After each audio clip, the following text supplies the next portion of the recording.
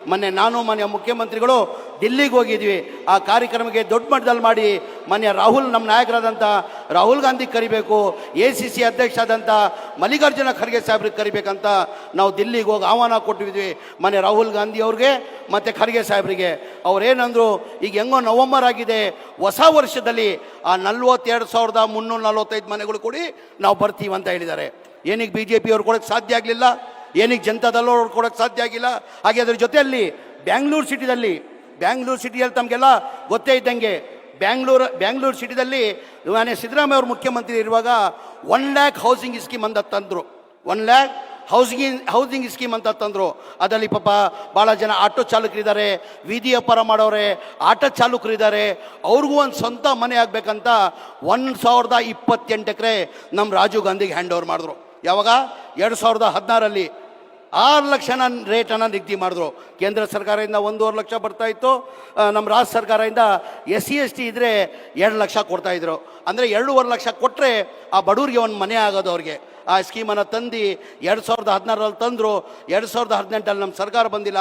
2021ರಲ್ಲಿ BJP ಸರ್ಕಾರದಲ್ಲಿ ಮಾನ್ಯ ಬಸವರಾಜ ಬೊಮ್ಮಾಯಿಯವರು ಮುಖ್ಯಮಂತ್ರಿ ಇರುವಾಗ ರಿವ್ಯೂ ಮೀಟಿಂಗ್ ಮಾಡಿಬಿಟ್ಟು ಏನು ಸಿದ್ದರಾಮಯ್ಯ ಅವರು 6 ಲಕ್ಷನ ನಿಗದಿ ಮಾಡಿದರು, 2.5 ಲಕ್ಷಕ್ಕೆ ಅವ್ರು ಮನೆ ಆಗಬೇಕಂತ ಏನು ನಿಗದಿ ಮಾಡಿದರು. BJP ಕಾಲದಲ್ಲಿ ಬಸವರಾಜ ಬೊಮ್ಮಾಯಿ ಅವರು ಒಂದು ರಿವ್ಯೂ ಮೀಟಿಂಗ್ ಮಾಡಿಬಿಟ್ಟು ಅದು 6 ಲಕ್ಷ ಇದ್ದಿದ್ದು 11,20,000 ಮಾಡ್ತಾರೆ. ಎಷ್ಟು ಮಾಡ್ತಾರೆ? 11,20,000. 6 ಲಕ್ಷ ಎಲ್ಲಿ? 11,20,000 ಇಲ್ಲಿ. ಆ ಬಡವ್ರು 2.5 ಲಕ್ಷ ಕೊಡಬೇಕಾಗಿತ್ತು, ಈಗ ಬಡವ್ರು 8.5 ಲಕ್ಷ ಕೊಡಬೇಕು. ಎಲ್ಲಿಂದ ಕೊಡೋಕ್ಕೆ ಸಾಧ್ಯ? ಮನೆ ಸಿದ್ದರಾಮಯ್ಯ ಅವರು ಮುಖ್ಯಮಂತ್ರಿ ಆದಮೇಲೆ ನನಗೆ ಕೇಳಿದ್ರು, ನನಗೊಂದು ಕನಸಿತ್ತು ಕಣೋ, ಆ 1 ಲಕ್ಷ ಹೌಸಿಂಗ್ ಸ್ಕೀಮ್ ಏನು ಸ್ಟೇಜಲ್ಲಿದೆಯಾ ಅಂತ. ಆಮೇಲೆ ಮಾನ್ಯ ಮುಖ್ಯಮಂತ್ರಿಗೆ ನಾನು ಮಾಹಿತಿನ ಕೊಟ್ಟೆ. ಸರ್, ತಾವು ನಿಗದಿ ಮಾಡಿದ್ರಿ 6 ಲಕ್ಷನ ನಿಗದಿ ಮಾಡಿದ್ರಿ, ಈ BJP ಸರ್ಕಾರ ಬಂದು ಅದಕ್ಕೆ 11,20,000 ಮಾಡಿದ್ರು ಅಂದಿದ್ದಕ್ಕೆ ಮಾನ್ಯ ಮುಖ್ಯಮಂತ್ರಿ ಒಂದು ಮಾತಂದರು, ಎಲ್ಲಿಂದ ಬಡವ್ರು ತರೋಕ್ಕೆ ಸಾಧ್ಯ ಕಣೋ, ಎಲ್ಲಿಂದ ಕೊಡೋಕ್ಕೆ ಸಾಧ್ಯ? ಆಯಿತು, ಮಾಡಿದ್ದಾರೆ ಅವರು. ಇನ್ನೂ 1 ಲಕ್ಷ ಸರ್ಕಾರ ವತಿಯಿಂದ ನಾನು ಕೊಡ್ತೀನಿ, 1 ಲಕ್ಷ ಕಡಿಮೆ ಮಾಡುವಂಥ ಕ್ಯಾಬಿನೆಟಲ್ಲಿ ತಂದು 1 ಲಕ್ಷನ ಮಾನ್ಯ ಮುಖ್ಯಮಂತ್ರಿಗಳು ಕಡಿಮೆ ಮಾಡಿದ್ರು.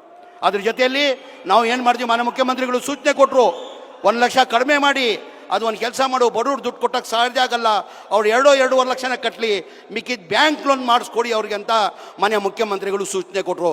ಎಲ್ಲ ಬ್ಯಾಂಕ್ ಅವ್ರನ್ನ ಕರೆಸಿದೆ, ನಾನು ಭಾಳಷ್ಟು ಮೀಟಿಂಗ್ ಮಾಡಿದೆ. ನ್ಯಾಷನಲೈಸ್ ಬ್ಯಾಂಕ್ ಅವರು ಯಾರೂ ಮುಂದೆ ಬಂದಿಲ್ಲ. ಕಾರಣ ಅಂದರೆ ಬಡವ್ರಿಗೆ ಲೋನ್ ಕೊಡಬೇಕಾದ್ರೆ ಅವ್ರೇನೋ ಸಣ್ಣ ಪುಟ್ಟ ಲೋನ್ ತೊಗೊಂಡಿರ್ತಾರೆ, ಅವ್ರು ಸಿಬಿಲ್ ಇರಲಿಲ್ಲ. ಯಾರು ನ್ಯಾಷನಲೈಸ್ ಬ್ಯಾಂಕ್ ಅವ್ರು ಮುಂದೆ ಬಂದಿಲ್ಲ. ಮಾನ್ಯ ಮುಖ್ಯಮಂತ್ರಿ ಗಮನಕ್ಕೆ ತಂದೆ ನಾನು, ಸರ್ ಯಾರು ನ್ಯಾಷನಲೈಸ್ ಬ್ಯಾಂಕ್ ಅವ್ರು ಮುಂದೆ ಬರ್ತಾಯಿಲ್ಲ, ನ್ಯಾಷನಲೈಸ್ ಬ್ಯಾಂಕಲ್ಲಿ ತೊಗೊಂಡ್ರೆ 6-7% ಇಂಟ್ರೆಸ್ಟ್ ಆಗ್ತದೆ, ಅವ್ರು ಸಿಬಿಲ್ ಇಲ್ಲ, ಯಾರು ಬ್ಯಾಂಕ್ ಅವ್ರು ಮುಂದೆ ಬರ್ತಾ ಇಲ್ಲ, ಪ್ರೈವೇಟ್ ಬ್ಯಾಂಕ್ ಅವ್ರು ಬರ್ತಾವ್ರೆ, ಅವ್ರ ಇಂಟ್ರೆಸ್ಟ್ ಬಂದು 11-12% ಆಗ್ತದೆ. ಮಾನ್ಯ ಮುಖ್ಯಮಂತ್ರಿಗಳು ಮೀಟಿಂಗ್ ಮಾಡಿ, ಇಲ್ಲ ಬಡವರು ಅಷ್ಟು ಕಟ್ಟೋಕ್ಕಾಗಲ್ಲ, ನ್ಯಾಷನಲೈಸ್ ಬ್ಯಾಂಕಲ್ಲಿ ನೀನು 5 ಲಕ್ಷ ಲೋನ್ ತೊಗೊಂಡ್ರೆ ಬರೀ 5,000 EMI ಕಟ್ಟಬೇಕಾಗ್ತದೆ. ಈಗ ಅವರು ಪ್ರೈವೇಟ್ ಬ್ಯಾಂಕಲ್ಲಿ ತೊಗೊಂಡ್ರೆ 8,500 ಆಗ್ತದೆ. ಹಾಗಾಗಿ ಬಡವ್ರು ಕೊಡೋಕ್ಕೆ ಸಾಧ್ಯ ಆಗಲ್ಲ. ಹಂಗಾಗಿ ಮಾನ್ಯ ಮುಖ್ಯಮಂತ್ರಿಗಳು ತಿರ್ಗಾ ಕ್ಯಾಬಿನೆಟಲ್ಲಿ ತಂದದು, ಇಲ್ಲ ಬಡವ್ರು ದುಡ್ಡು ಕಟ್ಟೋಕ್ಕಾಗಲ್ಲ, ನ್ಯಾಷನಲ್ ಬ್ಯಾಂಕ್ ಏನು ರೇಟ್ ಇದೆ ಅದೇ ಅವ್ರು ಕೊಳ್ಳಿ, ಮಿಕ್ಕಿದ ಡಿಫ್ರೆನ್ಸ್ ಅಮೌಂಟು ಸರ್ಕಾರ ವತಿಯಿಂದ ಕೊಡ್ತೀನಂತ 1,600 ಕೋಟಿ ಕೊಡ್ತೀನಂತ ಮಾನ್ಯ ಸಿದ್ದರಾಮಯ್ಯ ಮುಖ್ಯಮಂತ್ರಿಗಳು ಒಪ್ಕೊಂಡ್ರು. ಅಂದರೆ ಇಷ್ಟೇ ನಾನು ಹೇಳೋದು, ಇದು ತಾವು ಇಷ್ಟೇ ಅರ್ಥ ಮಾಡ್ಕೊಳ್ಬೇಕಾಗ್ತದೆ. ಬೇರೆಯವ್ರಿಗೆ ನಮಗೆ ಎಷ್ಟು ವ್ಯತ್ಯಾಸ ಇದೆ ಅಂತ. ಕಾಂಗ್ರೆಸ್ ಪಕ್ಷದ ಇತಿಹಾಸ ತೆಗೀರಿ ನೀವು.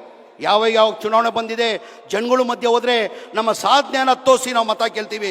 ನಮ್ಮ ಸರ್ಕಾರ ಇತ್ತು, ನಾವು ಇಂಥ ಭಾಗ್ಯಗಳು ಕೊಟ್ಟಿದ್ದೀವಿ, ಇಂಥ ಕಾರ್ಯಕ್ರಮ ಕೊಡ್ತೀವಿ ಅಂತ ನಮ್ಮ ಸಾಧನೆಯನ್ನು ತೋರಿಸಿ ನಾವು ಮತ ಕೇಳ್ತೀವಿ. ಎಂದನ BJP ಅವರು ಅವ್ರ ಸಾಧನೆಯನ್ನು ತೋರಿಸಿ ಮತ ಕೇಳಿದಾರ? ಬರೀ ಹಿಂದೂ ಮುಸಲ್ಮಾನ್.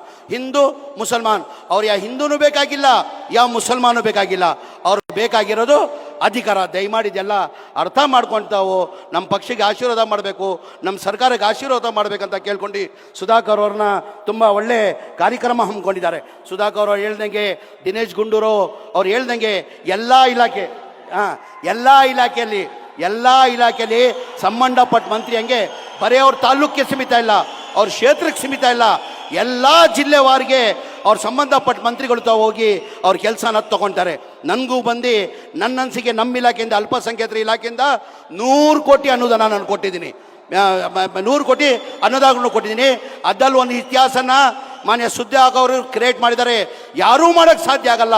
ತಮಗೆಲ್ಲ ಗೊತ್ತಿದ್ದಂಗೆ ಅಮ್ಮ ಜಾನ್ ಬಾವ ಜಾನ್ ದರ್ಗಾ ಇದೆ. ಇಡೀ ದೇಶದಿಂದ ಎಲ್ಲ ಕಡೆ ಎಲ್ಲ ಜನ ಬರ್ತಾರೆ. ಅದು ಅಭಿವೃದ್ಧಿ ಆಗಬೇಕಂತೆ 32 ಕೋಟಿ ರೂಪಾಯಿ ತಗೊಂಡಿದ್ದಾರೆ. ಅದು ಯಾರಿಂದನೂ ತಗೊಳಕ್ಕೆ ಸಾಧ್ಯ ಆಗಲ್ಲ, ಅದು ಸುಧಾಕರಿಂದ ಮಾತ್ರ ಸಾಧ್ಯ ಅಂತ ಹೇಳಿ ಸುಧಾಕರ್ ಅವರು ಇವತ್ತು ತುಂಬ ಒಳ್ಳೆ ಕಾರ್ಯಕ್ರಮನ ಮಾಡಿದ್ದಾರೆ. ನನಗೆ 2 ಮಾತಾಡೋಕೆ ಅವಕಾಶ ಕೊಟ್ಟಿದ್ದು. ಒಂದ್ಸಿ ನನ್ನ ಮಾತು ಮುಗಿಸ್ತೀನಿ.